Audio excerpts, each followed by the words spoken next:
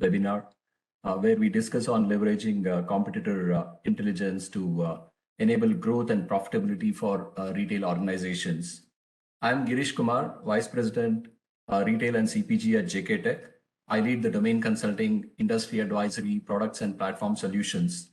I come with 24 years of experience across leadership roles, transforming Fortune 100 retailers, working at the intersection of business and technology strategies.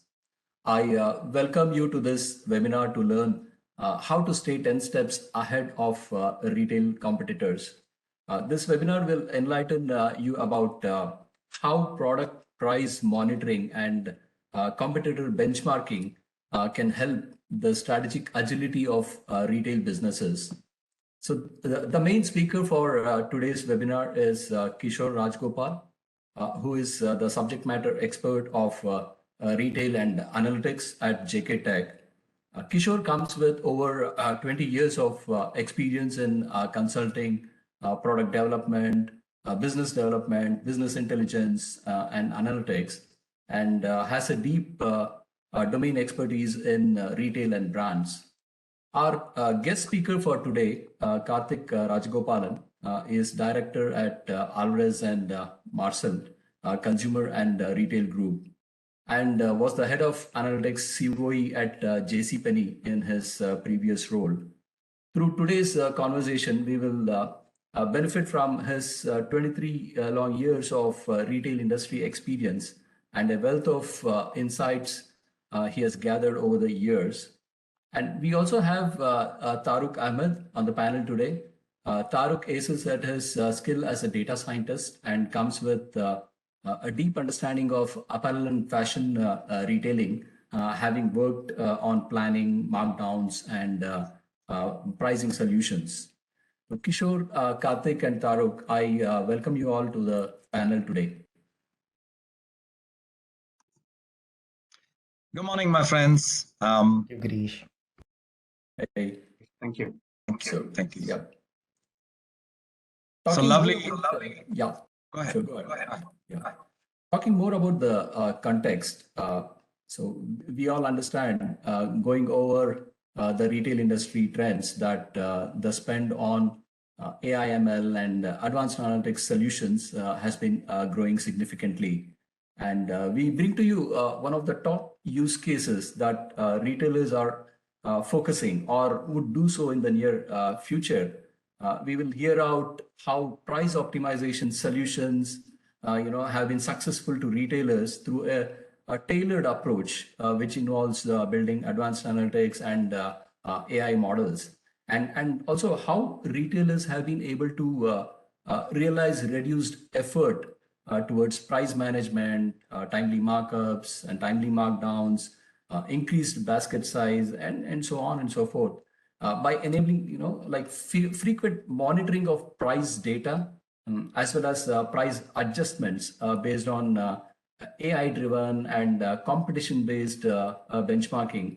In fact, a well-optimized data-driven pricing will be one of the compelling factors on customer purchase decisions. And through various cases, we have observed an improvement on retail margins to an extent of 10% and on sales to about 5%.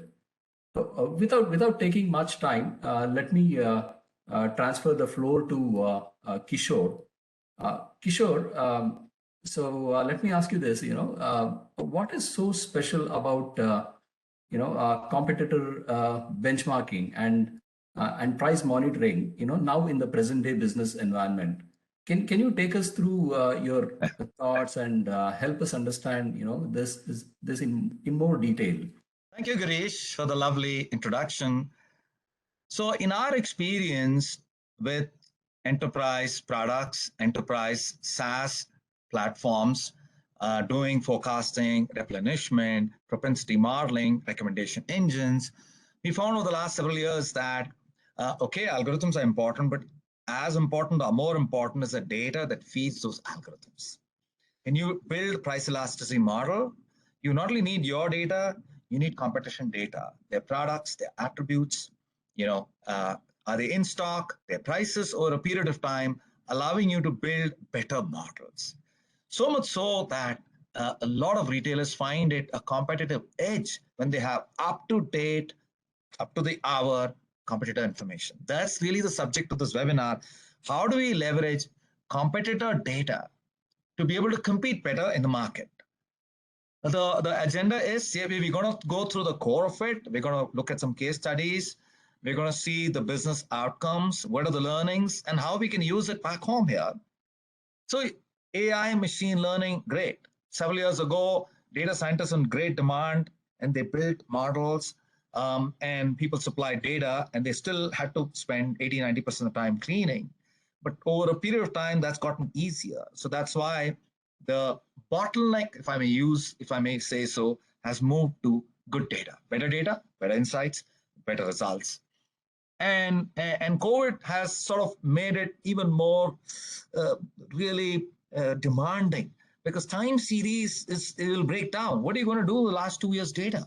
The stores shut down, there's inflation, prices have changed. You can't use this data as such.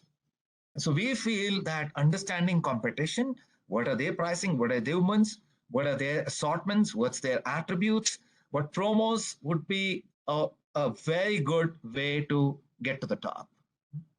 The best enterprises would take their own data, combine it with external data, street data, population density data, income data, safecraft data, and competition data. So let's talk about this. One of our clients saw an increase of 6% GMV by tracking competition and touching up their prices intelligently. 6%. It's still not a goal, still not a joke. So what is the core issue is understanding competition, real-time insights up to the last few hours as per your category. Retention is an issue. You want to make sure you don't lose customers just because of price. If you're a brand, you want to know what are the what are the retailers selling your products at? Are they complying with brand pricing guidelines? If you're a manufacturer, you can go out there, you have to procure 10,000, 20,000 products. What are the best prices out there? So price discovery, if you're a manufacturer. And for all organizations considering some form of dynamic pricing, competition data is a very important input to dynamic pricing. So here's we've built something 2 by 2, much like Gartner. Let's look at it here. So there's competitive, uncompetitive, conscious, unconscious, and conscious. So uncompetitive, unconscious, it's chaos. You have no information, you're driving in the dark. Now, if you're conscious and if you're still uncompetitive, it's a conscious pricing positioning. Luxury, for example, they'll say we are the highest, we don't care. That's our specialty. Now, if you're consciously competing, so you have all the information, that's when you can make choices at speed and scale. You grow and you still track profitability goals. So let's talk of competitor benchmarking as a solution. Here, the platform, the competitor benchmarking platform, analyzes new products, looks at several data points, discovers prices on a regular basis, depending on the category. Sometimes it's weekly, sometimes daily, sometimes every 2 hours. We can set alerts, tell me when the prices go below a certain amount. It talks of new categories, it talks of new attributes, it discovers new players, it discovers similar products. So if you have a beauty product, your furniture, your mattress, or you have a new CPG brand, organic, cool, natural, who are the others out there that compete with you? So it's not the same product, obviously, but similar products, similar attributes, similar price points, and so on. And here we are. So what is it at the core? So collation, aggregation of data, looking at the web, looking at various digital sources, Instagram, looking at apps, looking at the web, bringing it in, and then preparing, synthesizing, annotating, QA, enriching it, for example, with population density, enriching it with purchasing power data, local data, enriching it with census block data, and then visualizing it, helping you visualize the picture, allowing you to take decisions. The other thing is model-ready data, right? If you guys are data scientists helping pricing, then you will connect with what I'm saying. Model-ready data. Make sure that the data is ready to be pulled into your modeling for the purpose of any what-ifs or scenario modeling. Again, I repeat, a lot of time is spent in getting clean, actionable, up-to-date, correct data. And that's the one that we want to sort of cut down so you have the focus on business decisions. What do we deliver is product assortment, prices, inventory status, detecting out of stock, in stock. How long was it in stock last month, for example? Reviews of products. And we've spoken about this, the benefits, higher GMV. Now, why do you need to, for example, offer a promo on an out of stock item? So if you have intelligence that this product is something that you are much higher in stock, then you can keep your prices. You don't need to lower your prices. The speed to onboarding new products. As a retailer, you discovered new products, new cool products. The speed to understanding who they are and bringing them on board and having a larger assortment. That's also a big business benefit. So here we are, we help answer the following questions. Who is my competition? What is the range of prices? What is the variation in each category, in each subcategory? Where am I below? Where am I above? What's the spread? What is it we carry that they don't carry? And the other way around, what attributes am I missing out on? What are the new attributes like, gluten-free, nut-free, egg-free, natural, and where am I, not so, so powerful? Brand protection we've spoken about is I as a brand have a certain pricing policy. I want to make sure everybody complies with that. So who's not compliant and what evidence or what data can I get to have the conversation with them? And promotion analytics, what promos are they running? What time? What's the pattern of promos? And what should we do in the face of those promos? So we already spoken about the qualitative benefits, but I want to sort of call out avoiding the race to the bottom. So this is not about simply matching competitor price. Definitely not. This is about taking informed decisions. So we are at a case study stage. I'm going to request Tarooqh to be able to present the case studies, take us through the challenge, the solution, and the benefits. Tarooqh, over to you. Thank you so much, Kishore. I think you have covered at a high level the benefits that competitor price monitoring and competitor intelligence gives a particular customer. But over here, we are focusing on one particular case study in relation to a client that we have been working with for the past 2 years. Kishore, if you can move on to the next slide. Yes. So the client that we talk about is based in the APAC region, and they are market leaders in respect to selling electronics and alcohol in Singapore. Now, this particular client had a major presence in the airport lounges and the airport stores of Singapore. But when the pandemic hit, their business moved to the e-commerce domain or the e-commerce sector, and which is when they wanted to truly understand who their competitors are in the online space. And as we understand, the alcohol market in Singapore is very highly saturated, and they really wanted to understand who are their actual competitors in that particular segment, what are the products these competitors are selling, and if they are selling the right kind of products on their platform, and are they selling these products at the right price as well. So the problems that were presented to us, or the challenges that were presented to us by the client, were twofold. Number one, they wanted to understand if they had the right assortment on their platform. They wanted to understand if they're selling the right kind of products, and if there are any products that are a lot more relevant and are being missed out by them. They wanted to analyze their competitors' platforms and the assortment on these platforms and understand if there are any more products that they can add on to their assortment to increase their competitiveness in the market. The second part of the problem that we were presented with was to understand if the products that they were selling on their platform were being sold at the right price. As they were new to the e-commerce segment, they wanted to understand if the products that were being priced by them were competitive enough so as to avoid the race to the bottom, as Kishore rightly put in his presentation.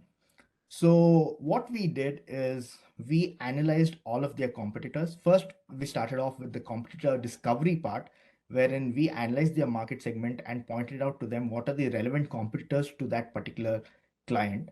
And we identified 10 such competitors that were direct competitors to this particular client. And once the competitors were shortlisted, we went about analyzing the assortment of all of the products on the competitors' platforms.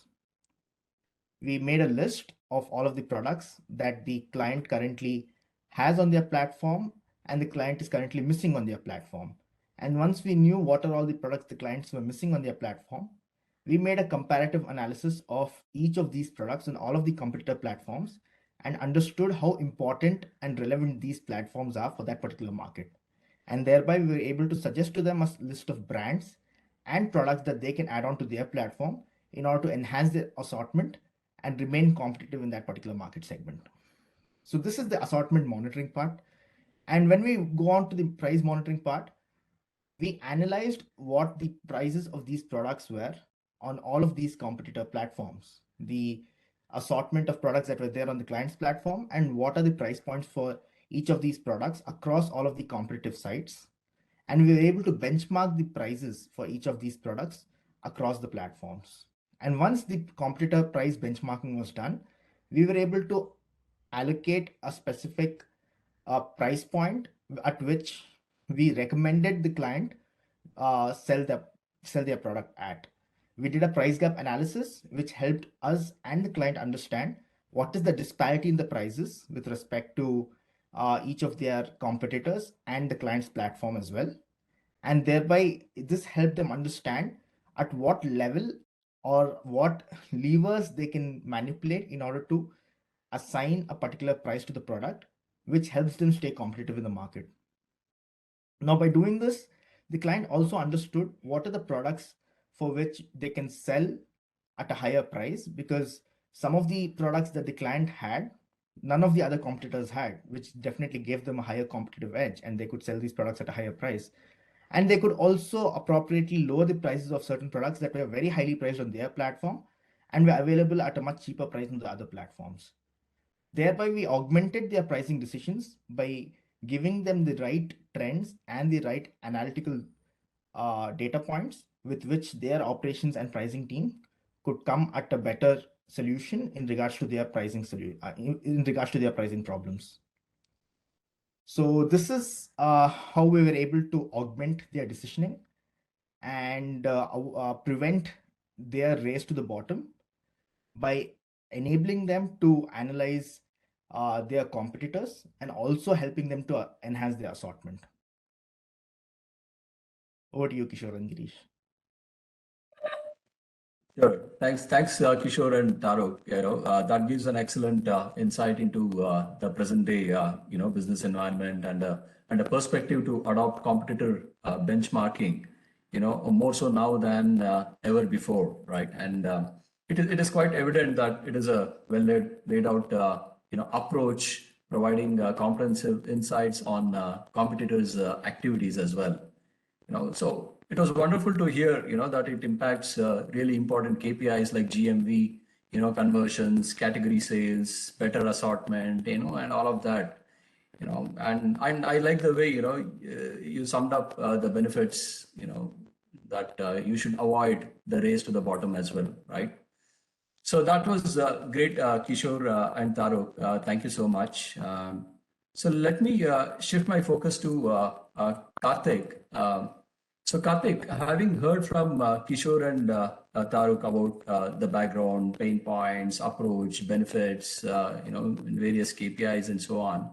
So we would love to understand about some of these ideas in action at various retail organizations, that you were part of, So what capabilities do you think, businesses need to have, especially retailers and brands? Thanks. Yeah. So, although I would say my in the overall experience landscape of my retail has been fairly recent, I would say that pricing is important for pretty much any business, and more so for retailers, because they live and die by price. And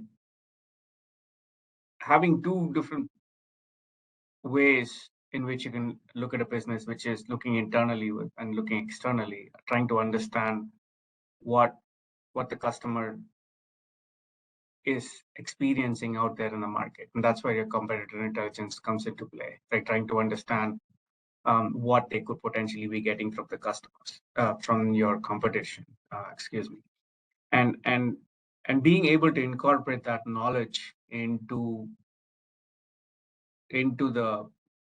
a specific company will equip it with enough information to be able to make good decisions. And I think that's really the key of it all, is even when it comes to competitor pricing intelligence, for example, it fits well when the business that's seeking the data actually has a good product strategy into which, or a pricing strategy into which that fits in. So, but at the same time, you can have a pricing strategy, but it's significantly augmented by having the right kind of data put together in the right way. And also, it adds so much value that it completes a puzzle, if you will. And that informs a particular business in arriving at a good pricing strategy for the right categories. And again, this competitor intelligence is it can be taken to whatever the level of complications that are needed, because there is a time component, the velocity or the frequency with which you do a price comparison. There is a depth aspect or an assortment aspect, like how deep do you go to understand the comparisons when it comes to getting competitor information. Is it, elasticity computation at different levels? All of this can be useful, but trying to find the right balance is important. But even once you have a good strategy, like Kishore mentioned, getting the right data, mapping it to the right product categories, and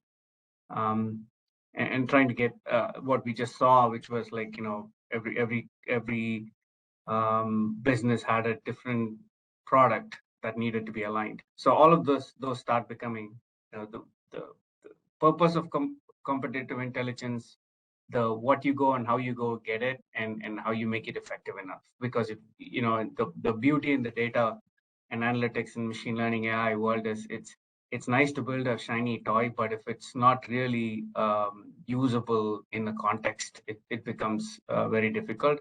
And trying to get the product done, or the output done, in a way that's easily usable in the context of the business is what, and that some of the aspects that Kishore alluded to will help a business get there. But I think that's really what the context is, and why this space is pretty important. Thank you, Karthik. That is a good perspective. I'm very tempted to give one more perspective, is model-ready data sets. So in a certain sense, one is we saying there's a standard data set, we give it to you. I have no clue what problems you're solving, what you're optimizing, what you're getting at. However, we're all data scientists here who build platforms, and we can figure out, so what are you trying to solve? What problem are you trying to address? And therefore, the data sets that we provide as part of our platform would be sort of tailored, or would meet those needs. And in that sense, it would fit into the puzzle in a way that you would find it meaningful. Yeah, and that's important. So it's important for it to actually have success and adoption.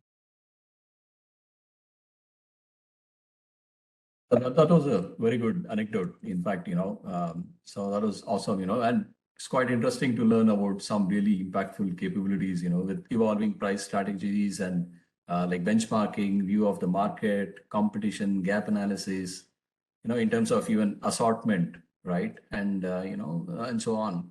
So that one needs to really consider to ensure a greater ROI, right? So, follow up to this, having said that, do you see any particular complexities, that retailers need to be really aware of in this context? What is that that needs to be taken care, as a priority? I think Karthik or Kishore. Yeah. when it comes to being able to leverage the models from a pricing perspective, it's rare that you find it's completely machine driven. It almost always augments a human decision making process, and it helps. And so this model ready data that Kishore was talking about, the better that it gets and the better model that it provides, the easier it is for the human to make judgment or to make decision about the prices. And so it's a simple term, model ready data, but it takes a lot of effort to get there. There are a lot of complexities associated with it, and it's not trivial. But once that effort is out of the way, then that makes the reward is there for a longer period of time. It can be it can serve a business well for a very long time once a good process is in place to get that piece of information that can continuously inform pricing decisions.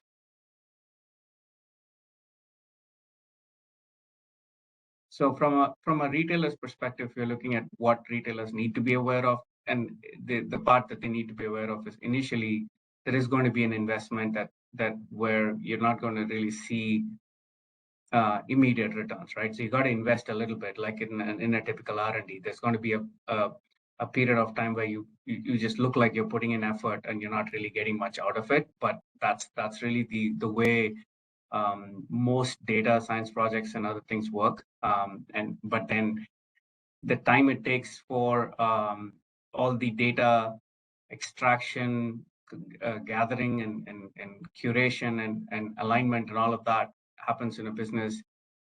But it usually is the biggest effort is up at the beginning, and once that is done, then it's a matter of keeping up with whatever the business needs are and making the changes as we go along. But I think it's good that there's actually expertise in the specific area because it's not trivial to take up.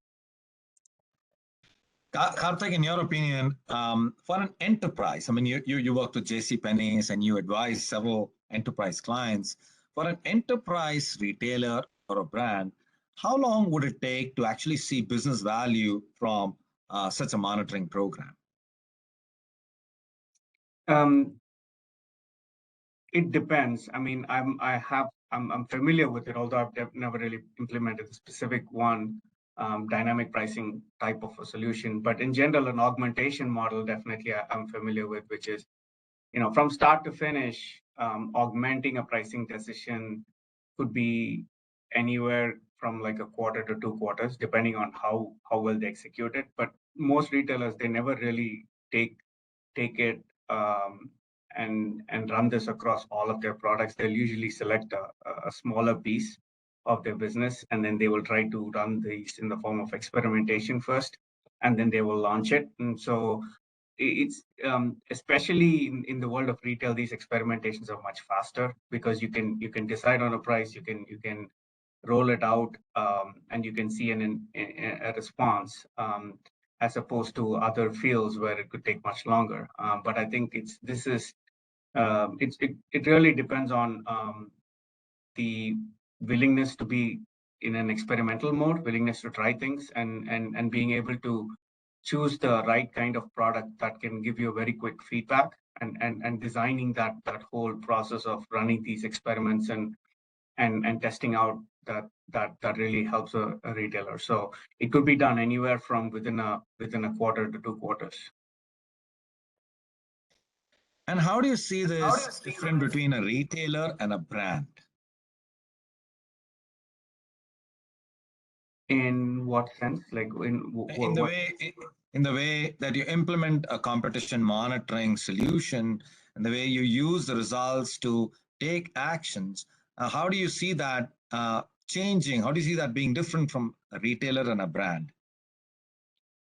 I think brand is just one dimension across which you would normally do a competitive comparison. So especially if a retailer has multiple brands, and usually they do, like many brands, and some of their own, maybe some national brands, and there's a wide variety of blends, and if there's a brand strategy that needs to be informed, when it comes to pricing, or even when it comes to overall brand strategy, trying to understand that input, the competitive input to that whole strategy it'll be one piece. But it really depends on how the pricing strategy works along the brand dimension. So it could be that a particular retailer could be looking at pricing strategy by category, pricing strategy by different hierarchy levels, or even pricing strategy by brand, right? So that is one way to look at it. And so that is definitely a retailer's way of looking at it. But a brand maker, or a brand, like a national brand that sells into many retailers, they'll probably approach this a little bit differently, because again, they're in a slightly adjacent way of looking at from a data perspective, if you will. But from a conceptual standpoint, it's very similar. But from the way the data approach would be slightly more tangential, or I should say not tangential, adjacent. Yes, I think absolutely, it actually, like you said, it greatly depends on the type of retailer and, seasonality and so on as well, right? So there needs to be, also a constant check on the change of sales, the rate at which the sales is changing. And it's important to know, what they're really looking for from the competitor data, right? So, I mean, so I would say from a complexity perspective, getting a meaningful data itself is a Herculean task, especially for dynamic models, right? Yeah. So thank you, Karthik, for that wonderful insight, and thank you, Kishore. And so now, Tarooqh, moving on to you, we understand that price optimization is surely a big focus area for retailers. Can you throw some light on some integration touch points? For instance, how does the platform feed into ERPs like SAP, for instance, and how will it get automated? Right. With complex ERP solutions like SAP or any other big ERP system out there, we have our set of APIs that integrate directly into their API hub, and we have multiple ways of doing it. Again, it depends on what suits the organization the best way. There are OData APIs that can be leveraged to bring pricing insights directly into something like the SAP platform. And even if it is any other platform out there that we need to integrate our pricing system into, we have APIs that are readily built that feed into their system directly. It's all modularized, and it's a simple API call away. And we always have this notion of wanting to fit into the client's ecosystem, because what we want to do is reduce the client's work and not exactly increase the amount of work that they need to do in order to bring these additional insights into the ecosystem. So what we do is we do all of the data cleaning, data processing, and everything, the data munging, everything that needs to be done at our end, and the data is ready to be consumed by the client. And depending upon the needs of the client and what suits their scenario the best, we either provide them with APIs, or if we need to integrate directly into the ERP systems, we have RPA set up in place, which directly integrate into their process flow. And in some other cases, we also have OData APIs that directly integrate into their process flow. So that is exactly how we go about doing things when we need to integrate with large-scale ERP systems. Oh, wonderful, Tarooqh. So that sounds, very seamless way of integrating into any systems, in consideration, right? Thank you, Yes. Tarooqh. So, and now, Karthik, coming back to you, so how does this competitor pricing play into dynamic pricing? So where do they actually merge? And maybe, Kishore, you can also add your views later. So wanted to hear, from both of you. And would love to hear Kishore's case study. I know they've done something, but the way a competitor pricing information fits into a dynamic pricing model is it's one of the several inputs. It gives the ability for a particular business to understand what the available room to maneuver would be. So there is their own pricing that needs to be considered first, and then one of the inputs being competitive pricing. But it's important, like I said before, to ensure that the price that is being fed into the model as an input is a like-for-like pricing as opposed to something that's not a like-for-like, because then it starts giving results that may not be necessarily optimal. Interesting. My perspective in the places where we have implemented these kind of platforms, the clients came and said, we have policies that in certain products, we want to be the lowest or pretty much the lowest in the market. It's almost like a policy. And in those products, that's what we accomplished, right? We provided competitive pricing, and as long as, and there are rules there. Look, if there are at least 3 of them have to be that price before they consider lowering it. They won't lower the price just because there's one competitor who's lower. And then they would have like, okay, not below a certain level because of reasons of gross margin.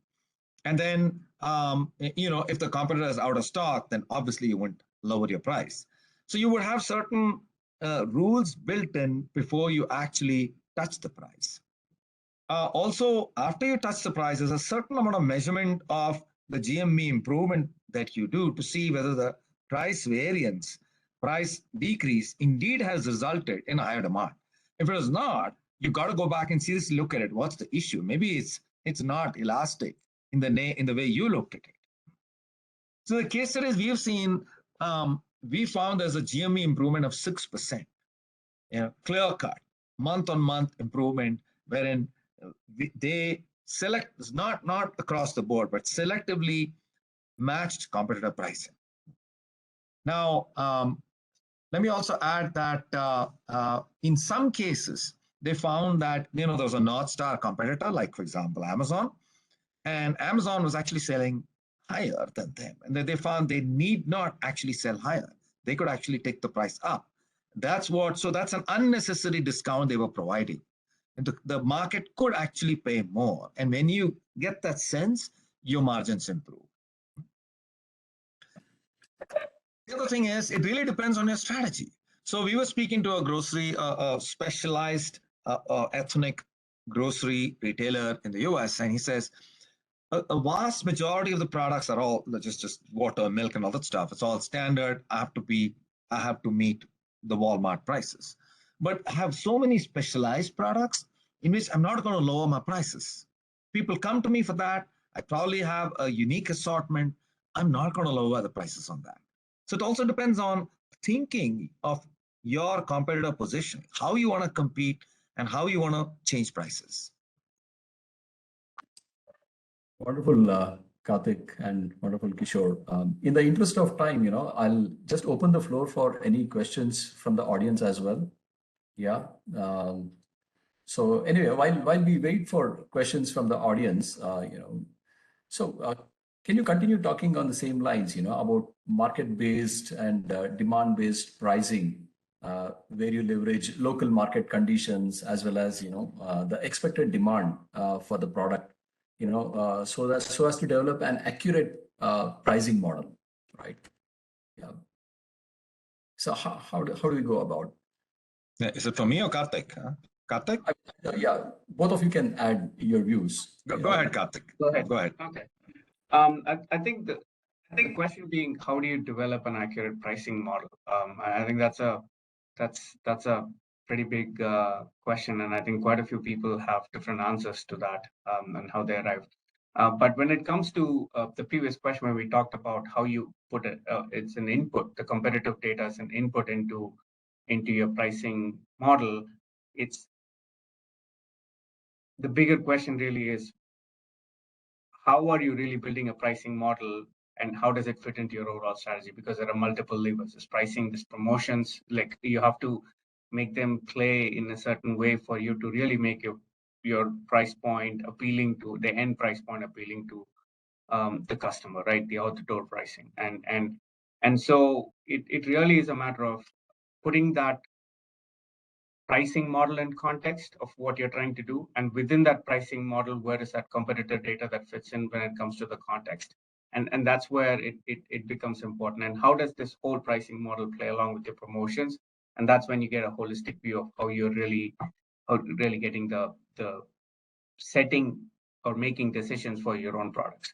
Now, when it comes to analyzing competitor information to try to understand the market, then it's a different set of insights that you're looking for. Okay, what do they have? What assortment do they have? How often do they go on sale or whatnot? You can create a set of insight lists that you want to extract from that competitor information that can then inform so many other areas besides just the pricing model.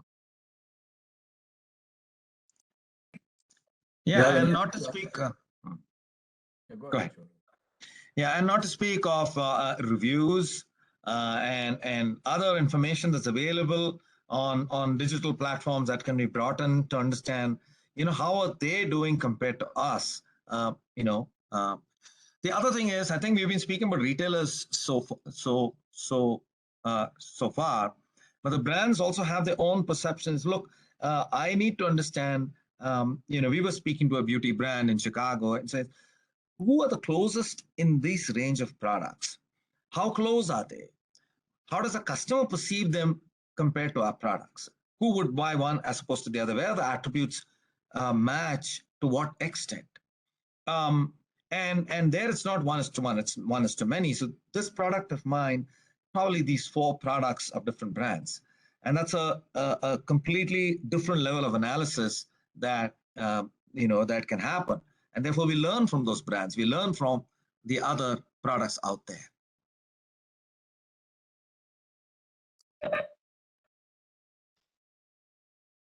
Thank you, Karthik. Thank you, Kishore.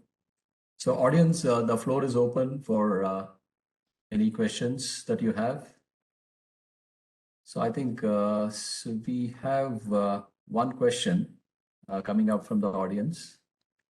So the question is, I have a mid-size apparel retail store. Will I be able to leverage product price monitoring for my retail store, and how much would it cost me?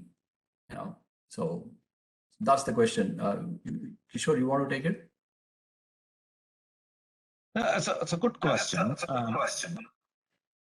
Any retailer has to have some minimum size, volume, and velocity to be able to afford and use an automated price monitoring mechanism.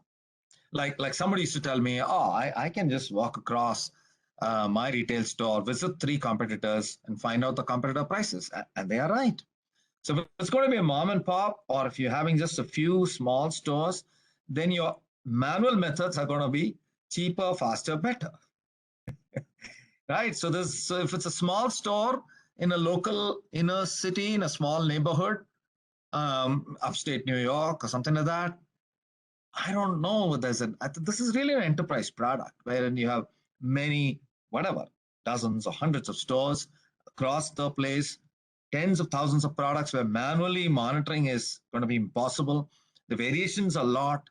The variations are by different, parameters. Then this kind of a monitoring becomes beneficial. Thank you, Kishore. So, participants, you can post your questions.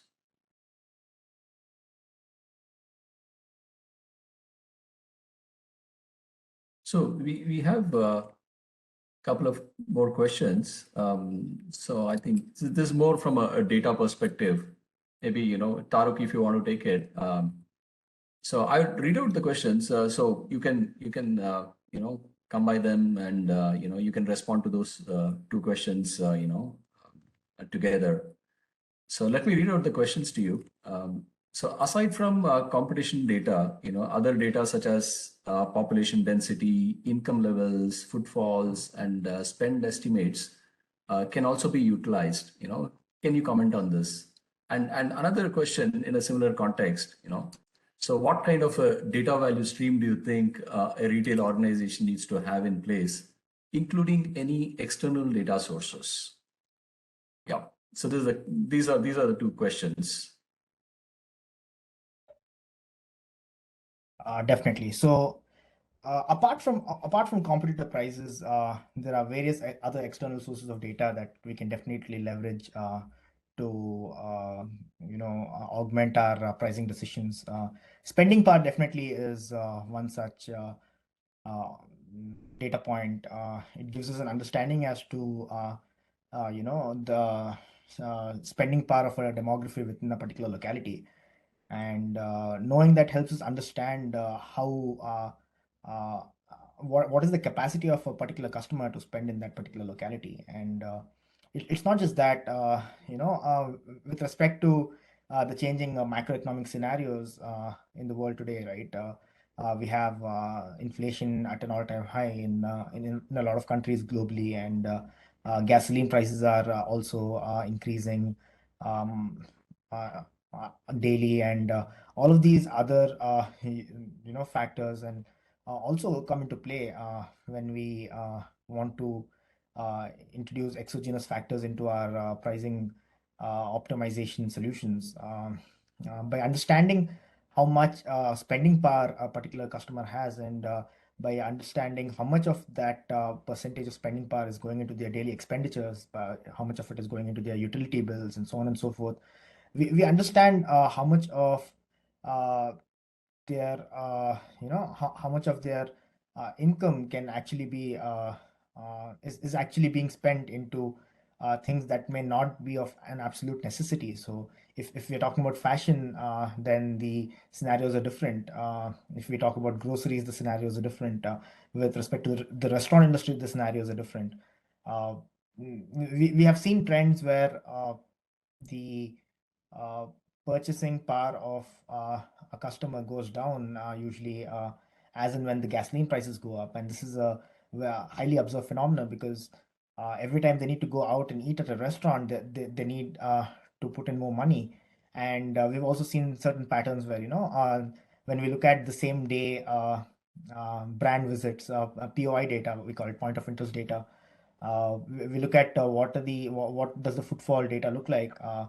When customers are going out, we see that when they're when they're visiting a gas station on the same day, we see that the same customers actually going and doing shopping and visiting other restaurants and so on and so forth, and finishing their chores as well, because these are the trends and patterns that we are we are looking at because of the changing macroeconomic scenarios. So definitely all of these scenarios and data points come into play when we are working on different pricing optimization solutions. Apart from this, there are other factors in uh, data that we can consider while coming up with pricing scenarios, and also promotions as well, as Karthik and Kishore were speaking about. Suppose there is a local event, suppose the Super Bowl is going on in the US, right?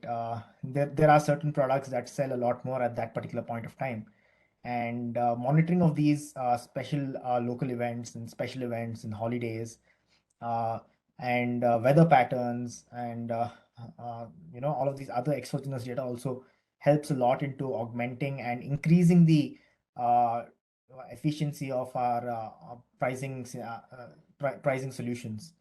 And by taking all of these into account, uh, we all of these factors help us estimate the demand better, and thereby uh, demand directly feeds into our price optimization models, and thereby increases the efficiency of our pricing models as well. Perfect, Tarooqh. Thank you so much, for that wonderful insight. Thank you, Girish. And so we have one more question which has just come in. How to compare the products and its attributes? Are they readily available? I'll take that, and I'll also let share Prasad. I know he's gone through a lot in terms of understanding product equivalence. There's some industries wherein there's a readily identifiable ID, like a UPC code, GTIN code, EIN code, or in the European markets, the other codes. So if you have a code, then it's just straightforward, right? You just use the code and identify the product. Otherwise, if you're in a situation where there is a huge North Star player like Amazon, and Amazon has their own ID, ASIN, and if you're using that, then that's again straightforward. You use that ID to lock down that particular product. But in many cases, you don't have such an ID.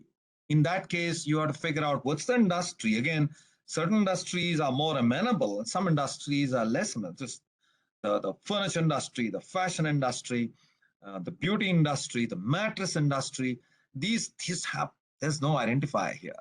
So the only way is you have to look at all the attributes, 8, 9, 10, 15 attributes, compare attribute to attribute and find out what's the possibility that's exact same product, or what's the possibility that it's a very, very almost the same product.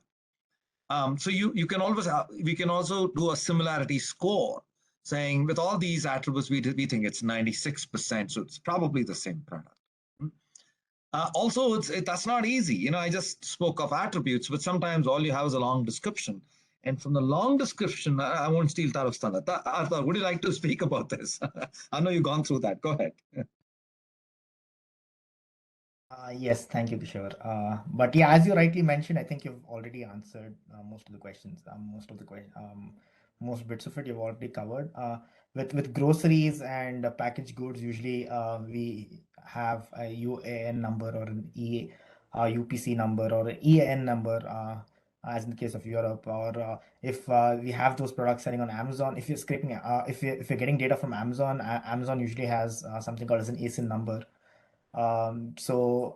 With groceries, it's relatively easier to get data and information from multiple competitor sites. But in the case of fashion apparel, suppose if you're getting data from fashion apparel, or be it furniture or any other product out there that does not have a defined set of attributes and standardized UPCs or something like that available on them. It purely depends on how we engineer the product at the back end. There's a fair bit of intelligence that goes into it. We take the product titles from each of these websites. If we are trying to find the same product that is sold under different product names across multiple competitor websites, we try to establish text similarity between the different product titles, and we fetch the product attributes from each of these competitor websites, and we do some form of text mining to be able to extract and leverage this information to increase our information retrieval from the amount of text and that is available from each of these product sites. And once we do that, we have an ensemble set of algorithms at our end, which essentially help compare the product attributes and validate if the data that we are fetching is the right kind of data, and are we able to map the products appropriately to their corresponding counterparts on the other websites. In some cases, we don't even know what we're looking for. In some cases, you're looking for a similar product and not the same product. In such scenarios, in cases, it is important to establish equivalence in terms of the product attributes. Suppose we're looking at furniture. In such cases, obviously, two different stores are not going to be selling the same furniture, maybe similar kind of furniture, but not the same model and brand, right? So in such cases, it becomes important to establish equivalency in terms of the product attributes. Maybe if you're talking about furniture perspective, what kind of wood it is, and what exactly is the type of product that they're selling, what is the kind of coating they have, and things like that. If you again, this highly depends on what industry and what vertical you're catering to, and certain amount of domain expertise is necessary initially to establish those rules and know what exactly that we are looking for. But once it's established and we know what we need to look for and what needs to be done in order to establish a similarity between the products across websites, and that is automated, everything becomes really streamlined and we're good to go. Thank you, Tarooqh, and thank you, Kishore. So there's one last question, a quick question. Maybe I would like Karthik, if you can address this. Which industries and what size of businesses can benefit from competitor price benchmarking?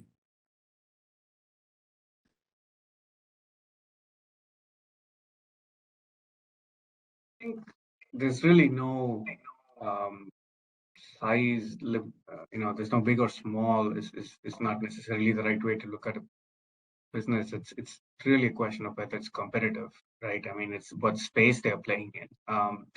You can be a small business, but still be in a very competitive space and try to understand the environment that a particular business is operating in. But then there could be very big companies that have such huge leads over their market, who are more like trendsetters. So it really is a function of the competitiveness of the space. And two-sided platforms have made things far more competitive when you look at it commodity-wise, like an Amazon selling in Amazon or something like that. And the competition there is e-commerce of, say, a Best Buy or any of those electronic companies, or a Walmart or e-commerce. So when you compare the space in which the e-commerce space is actually pretty competitive. So this is where you see a more dynamic pricing situation comes in, and so there they look at competitor data and price, and they're able to come back and inform their own activities. But that's really how I would split, or how I would look at for whom does it actually make sense to do it. And then there are businesses where you don't have to change price for months. So you still need some level of competitive information, but it doesn't have the same impact as somebody for whom the velocity needs to be pretty dynamic. It's wonderful, Karthik. Yeah, thank you so much. And I don't see any more questions coming in. And we are on top of the hour as well. Good. Right. So I think we have come to the end of the webinar. So I would like to thank all the participants for joining us today, and we hope you enjoyed the discussion. And thank you so much, Karthik, for taking out time from your busy schedule to be with us in this event, and sharing really interesting and thoughtful perspectives. And thank you, Kishore and Tarooqh, as well, for your wonderful insights on this key topic today. I think we should thank Karthik for spending his precious time with us and giving these perspectives. Fully appreciate. The pleasure's mine. I enjoyed the conversation. Yeah. Yeah. Thank you, Karthik. And I would also like to thank the marketing team and all, for your support in making this webinar a great success. So thanks again, and look forward to meeting you all in our next webinar. So please do visit our website, jktech.com, to know more about our upcoming webinars and other events, and our thought leadership. So have a good one, everyone. Thank you so much. It was a nice discussion we had today. Thanks a lot, guys. Thank you, everyone. Bye. Take care. Bye.